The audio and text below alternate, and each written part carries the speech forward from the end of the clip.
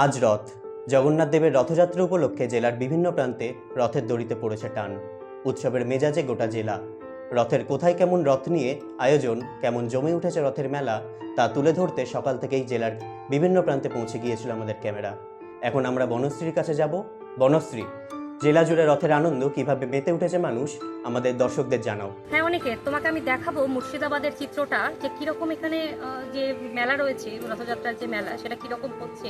এবং মুর্শিদাবাদ জুড়ে বিভিন্ন জায়গায় বহরমপুর, দৌলতাবাদ এবং ইসলামপুর কেমনভাবে তাদের রথযাত্রা উপভোগ করছে মানুষজন, কিরকম মানুষের ঢল নেমেছে, সেটা তোমাকে আমি দেখাবো।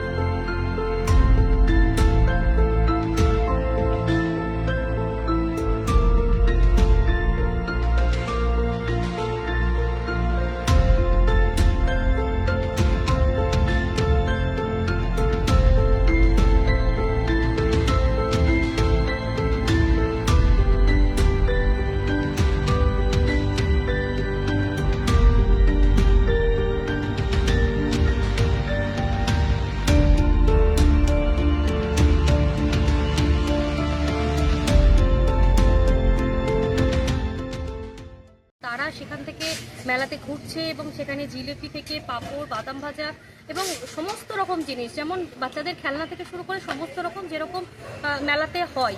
এবং বহরমপুরের চিত্রপটটা ঠিক এরকম। এবং যদি আমরা দৌলতাবাদের দিকে একটু নজর রাখি, তাহলে আমরা দেখছি প্রশাসনের তৎপরতায় সারিবদ্ধভাবে তারা রথটাকে নিয়ে যাচ্ছে, এগিয়ে নিয়ে যাচ্ছে। এবং তারা জগন্নাথবাবুর যে মাসির বাড়ি, সেখানে নিয়ে গিয়ে তারা যাচ্ছে এবং তারা একদম সমাগম করে তারা একদম সারিবদ্ধভাবে যাতায়াত করছে।